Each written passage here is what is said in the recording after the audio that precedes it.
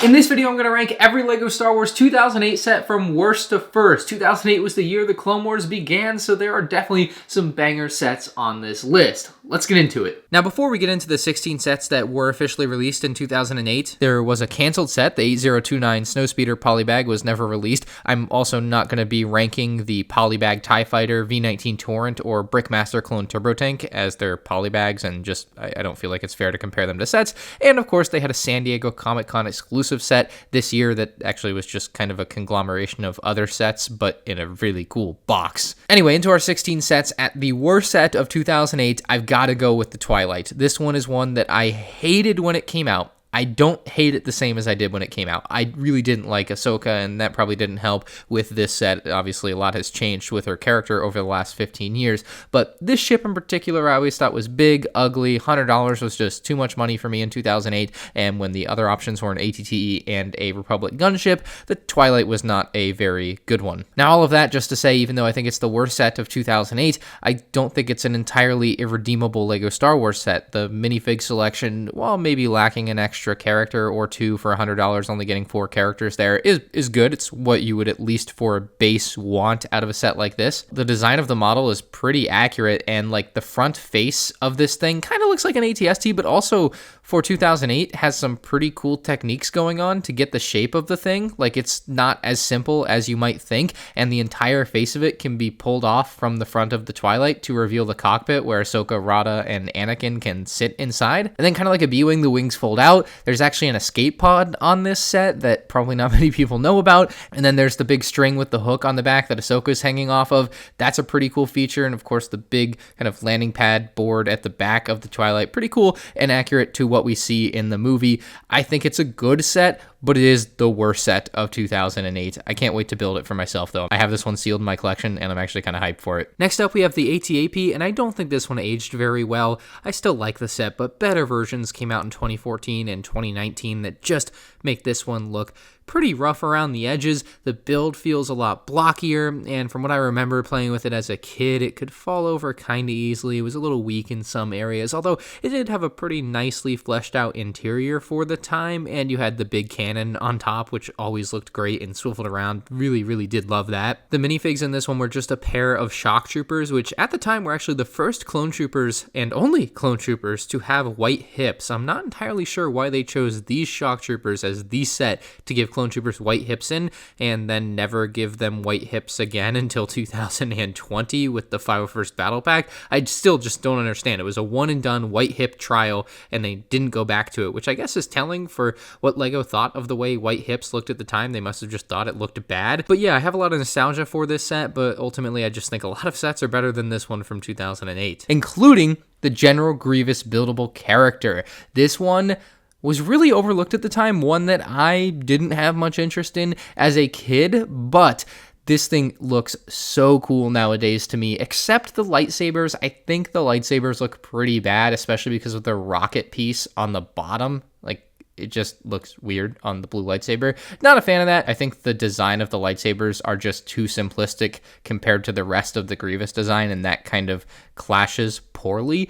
But the Grievous looks cool. It's got kind of the neon green for the internals in his chest. They did a pretty good job with the face, although robotic faces, as we found out, are a lot easier for LEGO to do than realistic looking fluffy faces like the Chewbacca in 2023. The stand for this guy is awesome on a pedestal, and they even gave him his own unique UCS style plaque. They haven't done that style of display plaque for any other character, so kind of unique to Grievous there. But at the time, a pretty decent value for $100. I don't think it sold very well. I just don't think there was enough of a market for a set like this at the time. You can tell that has changed with what LEGO Star Wars does modern day. And no matter what, I feel bad saying this is a bottom 3 set of 2008 because it's General freaking Grievous in a buildable character format. But, you know, there's just better stuff, including the Imperial dropship, Stormtrooper battle pack, had one of the Shadow Troopers, which was really cool in 2008, and then 3 regular Stormtroopers. And kind of like the ATDP, this build has aged phenomenally poorly. It probably is the true worst aged build from 2008 because it uses blue for the Imperial stuff, and that to me, and I think a lot of people when they look at that, they see early 2000s, and this looks like an early 2000s build, even though it's late 2000s. So I think it's a banging battle pack. The build just doesn't quite compare to how good things are, obviously, modern day, or even just a couple years after this thing came out. That's just aesthetically. Functionally, though, this thing had a really cool feature where you could actually drop off the stormtroopers on the platform, and I always found there was a lot of fun to be had with that when I was younger playing with this. And again, it's a $10 battle pack with 4 figures, 3 of them being the same, 1 of them being something else that you can amass and have not look weird with the Shadow Trooper. So it's a really good concept battle pack, very good set. But there's just better sets ahead, including Anakin Starfighter. Now, something cool about this set was it was actually released in 2 different box arts. There was the early 2008 box art, and then they went and updated the box art after the Clone Wars movie came out, and then, of course, the show was coming out. So not something they do modern day with LEGO Star Wars, really. They're scared to make things better, but back in the day, they actually took a thing and said, hey, we should update this box art so that it better represents the current media, and they did that, and it, looks really cool in both box art. The one that I had came with the Black Darth Vader box art, and that's the one that I look at as better. It's a pretty bare bones looking Anakin's Jedi Starfighter, but some of the play features on this thing are really good. It has retractable landing gear, which most of the modern Jedi Starfighters don't have. You've also got flick-fire missiles underneath, which were sure to hurt your fingers. And then we had a great feature where you could actually make R2-D2 eject from the Anakin's Jedi Starfighter. That was a lot of fun as a kid, just pushing in on that blue cone piece on the back of the Starfighter, and he would just come flying out. And then, of course, Anakin can fit snugly in the cockpit. By the way, printed Republic logo on top of Anakin's Starfighter with the white circular tile piece there, not a sticker.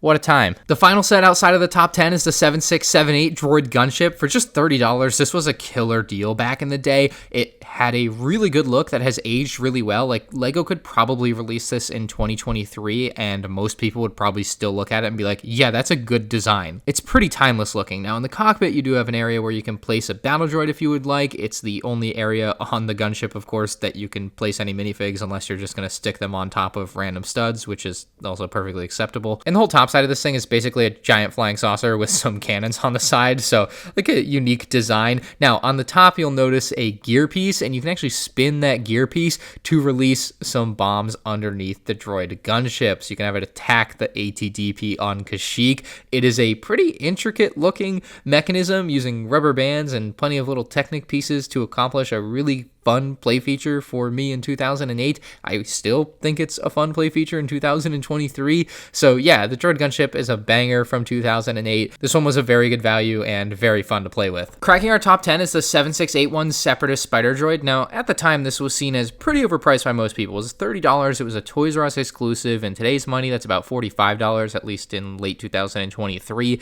And so, yeah, I don't see it for $45. Certainly back in the day, as a 11-year-old, I didn't see it for $30, but I still ended up with the set, and I still quite liked it. It did miss some features that I thought it should have, like the ability to place a droid inside of the Separatist Spider Droid head. I just always felt as a kid it should have that, and it didn't, so that definitely plays into it being lower on the list. But the figure selection in here is pretty dang good, including a Super Battle Droid, a Battle Droid Commander, although that torso looks woefully outdated compared to what they do now, and a regular Battle Droid. The Commander Fox figure in this was really good, certainly better than what we're getting in 2023. Definitely a figure that a lot of people look back on very fondly. And of course, you get even a regular clone trooper. I mean, isn't that great to get some clones with your Separatist set there? Now, this set's build really just suffered from a few pieces being a little bit too blocky at the end of the day. It's something that I think has aged pretty decently, but like I said, a few pieces being too blocky just don't help this one modern day. At number 9, we have kind of the opposite as far as reaction to the price. This was a $20 set for the Hellfire Droid and Spider Droid, and nobody really saw this one as overpriced. Now, like the Anakin Starfighter, this one was also released in 2 different box arts, which is just another cool oddity for those couple of LEGO Star Wars sets in 2008. It has 249 pieces, and a lot of those are taken up by the tread pieces for the Hellfire Droid. It created a really unique sound when you would roll the Hellfire Droid on the ground.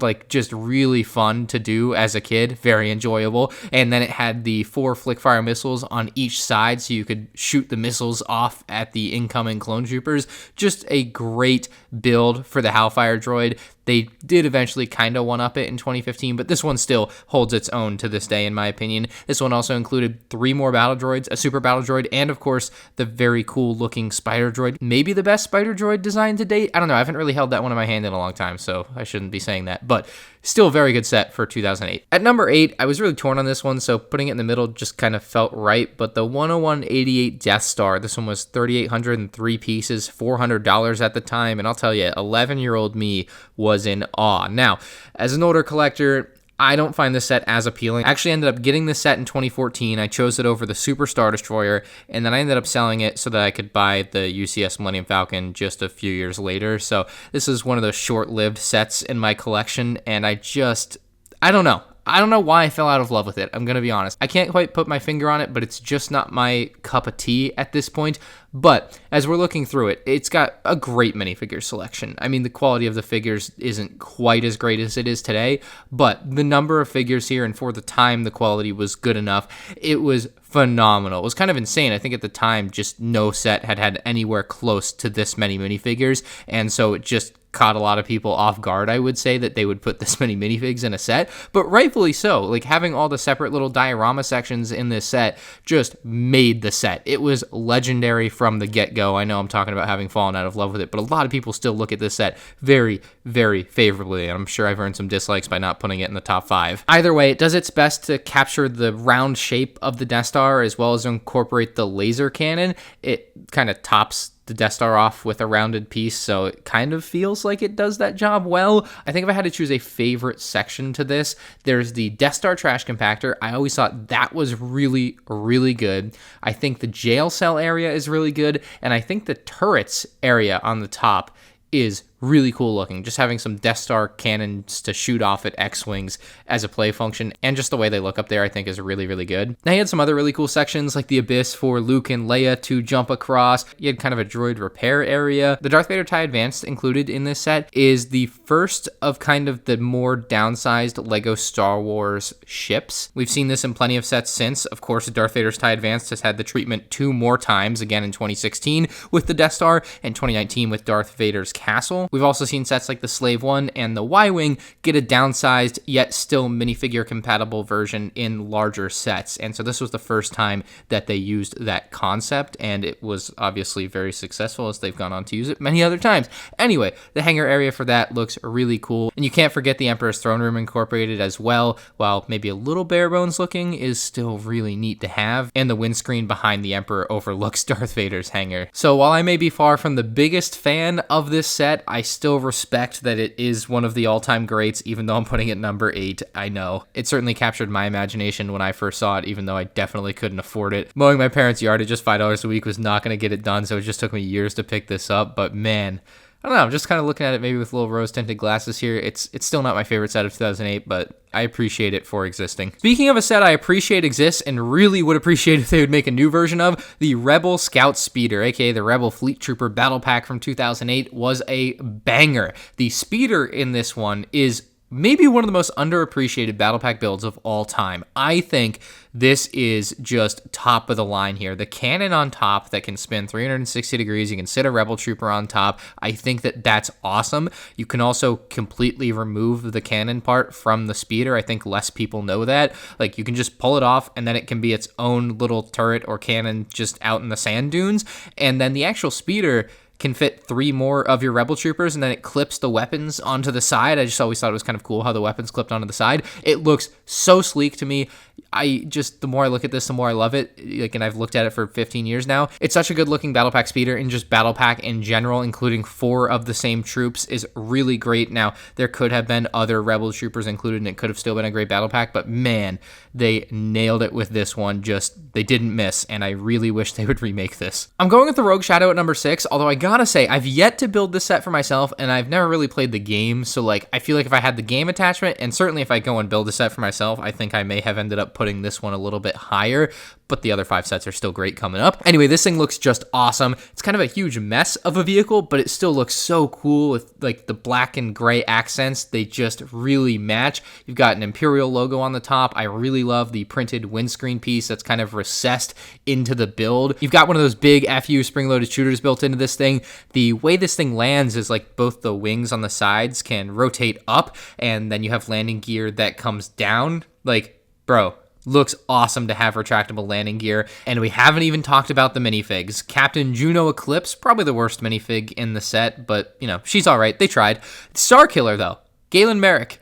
Amazing. Like, we got a Starkiller figure, and it's one of the few LEGO figures that you're going to find blood on his torso. LEGO has really shied away from doing things that are cool like that, but man, is it cool to see in 2008. And then the top figure in the set is the battle damage Darth Vader. This thing is crazy cool looking, something that I wish they would do a version of, like they, you know, from Rebels, where he's kind of missing half of the mask. They should totally do that, but this version from 2008 is also really, really cool. So this Rogue Shadow is a banger. It makes me wish they would do more video game sets, because things like this are what I think can make LEGO Star Wars truly special, is like really good sets from weird things. I need more of this. Cracking the top 5 is the Magna Guard Starfighter. It was a $45 set at the time, and this thing really holds up to today. First off, it included a pair of Magna Guards, a modest minifigure selection, but those minifigures were just perfect. And then you have the Magna Guard Starfighter itself, which, like I said, the design really does hold up to today's standards. It's pretty dang accurate. It's got some decent sticker detail on top. It's even got like little cables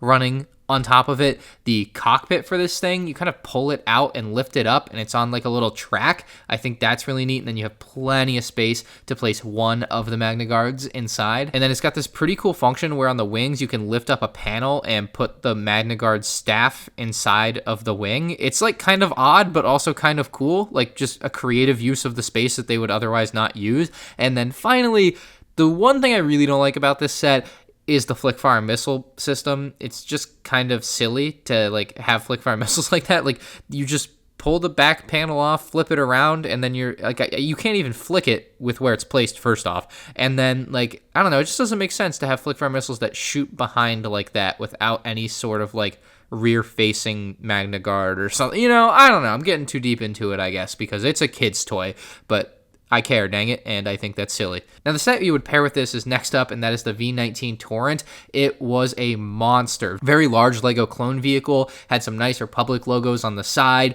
Now, the stud shooter underneath wasn't just a normal flick and it fires stud shooter. It was actually kind of a push and it fires, because they had a little thing at the back of it that you could push. It's kind of like what they did on the dropship with AT-OT, just on a smaller scale here, and much nicer than what is on the Magna Guard Starfighter that we just saw. You had a cockpit area for your clone trooper, and speaking of, you only did get the one clone pilot minifig in this set, so definitely something that they should have done. In modern day, they would have more minifigs in a set like this. And the killer feature on this one is obviously going to be the landing/flying functionality. It uses a piston system, which basically slowly drops the wings into position, or allows you to slowly land the vehicle. And when the wings are moving, so does the landing gear. You don't have to manually do it. It's one of the coolest features in a LEGO Star Wars set. I think it's also like massively underrated. I think unless you've experienced it, or I guess you can see on the video, but it's still not the same. Experiencing this is really cool. You just kind of don't know about it. It's not something a lot of people talk about, so something that you should know. Really cool feature on this one. Definitely something I wish they would remake too, but for whatever reason, it's been 15 years and we haven't seen anything. Now, some people say this next set is too big and that the 2017 or 2022 versions are better, but those people are wrong. The 2008 Republic Fighter tank is a phenomenal set. It is so cool. In fact, it's the coolest Republic Fighter tank, as it turns out. I do think the minifig selection on this one was pretty lacking, with just one clone and commander armor and then one regular clone. Like, some battle droids and a STAP to go against it, or just more clone troopers would have been really dope. But still, it does the basics really well. It looks just like a fighter tank. It's got all the details. Maybe slight overuse on stickers, but I still think the stickers add the detail that you would want there. The flick-fire missile system, again, unlike the Magna Guard Starfighter, is actually sensible. It flips out, and then you can flick it from the top, and then it flips back inside of the model where you just can't even see it. This is on a $50 set at the time. Maybe that's $75 nowadays, but still a $50 set with very well hidden smart flick-fire missiles was awesome. And this one, unlike the Toys R Us exclusive Homing Spider Droid, was a Target exclusive, and it wasn't overpriced. Just, again, $50, 592 pieces. The box art, while simple was like super effective for this one. So it should be noted that this thing has some nice wheels on the bottom so it could move smoothly across surfaces, and then for the main turret on top, the clone trooper could actually pop out of the hatch. That's right, this thing was spring loaded like with rubber bands so that you could actually make the clone trooper fly up through the hatch and ready to man the turret. You also had plenty of space for another clone trooper to go inside of the fighter tank and pilot the thing. And would you look at that, while they do include a waist cape, they also show that you can remove the waist cape so that the minifig can sit down. I guess kids back in 2008 were just smarter. Now, the final little area and what kind of looks like the nose of the fighter tank is just a small storage area, but still cool nonetheless. But I gotta say, if there's one thing that really annoys me about this set, it's the antenna pieces. They just consistently fall off when you touch them just in the slightest, whether that be playing with it or just moving it to a different spot on your shelf. Those things are a menace to society. But overall, I think this is a really cool set from 2008, but there's a good reason it's at number 3, because at number 2, we have the legendary ATTE. This one did include a stat. You got Anakin, Ahsoka, Rada, and then Captain Rex and a clone trooper. Now, LEGO has finally come around on this, as I and some others have complained about it a lot, because like sets like this should have more clone troopers. It's your big clone vehicle. But anyway, this thing was a behemoth for $90. It's actually so big that the interior feels kind of empty. It's something that I did modify when I was younger to add more to the interior. It's just what a lot of us kids did back in the day. But the interior was reasonably accessible with the large panels that could open up so you could access both the front and the back with plenty of seating for different clone troopers. You also had 2 giant missiles spring loaded at the front of the ATTE that could pop out from underneath the turrets to shoot out. You also had a really good cockpit design, and I think they used rubber bands on the legs, which could wear poorly over time, like as the rubber bands would get stretched out, but they definitely worked really well out of the box. And finally, something that this set ended up being able to do about a year later was work with the Republic dropship from the Republic dropship with AT-OT set from 2009. All you had to do is move the handle thing down one spot and then it would become compatible with the dropship. Just really good foresight from LEGO Star Wars with this set, something that they don't necessarily have all the time today, but they were definitely banging them out in 2008. And finally, the best set of 2008 is, of course, the Republic gunship. Kind of suffers from the same small problem that ATTE has, where you've got Obi-Wan, Plo Koon, Asajj Ventress, obviously 3 awesome characters and good quality minifigs in this set, but you do only get 2 clone troopers, Commander Cody and 1 regular trooper. You just should have more for $120. Well, I guess adjusted for inflation, probably closer to 160 nowadays, but still, this gunship was massive. It was cool. It had flick-fire missiles on top, 8 of them that could all just shoot off by flicking them.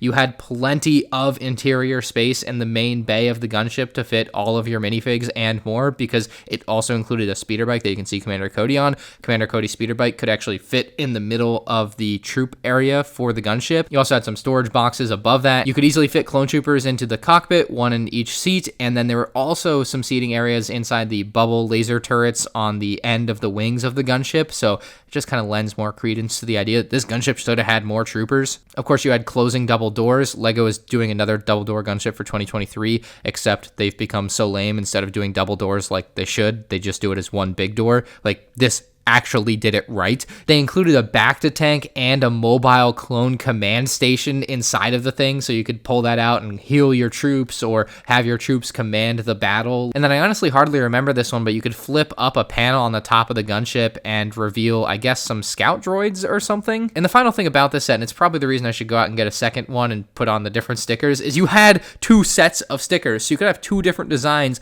on the front end of the gunship to make them kind of unique Republic gunships. They went and did this again with the Republic dropship the very next year, but man, was it a cool idea in 2008 to have something like that. So that is my worst to first list of every 2008 LEGO Star Wars set. I don't think it's like a top 3 year. I think like 2014, 2005, and 2009 are just better years, but 2008 is easily in the better half of years for LEGO Star Wars. Just some phenomenal sets. Obviously, the introduction of the Clone Wars line for LEGO Star Wars that has been just killer for them. So just a lot of good nostalgia for this year, and to some degree kind of a mixed bag of like which sets have aged well and which sets haven't. But yeah, let me know what you think in the comments below about these sets. Leave a like if you enjoyed. You can check out more LEGO Star Wars worst to first on the end screen now.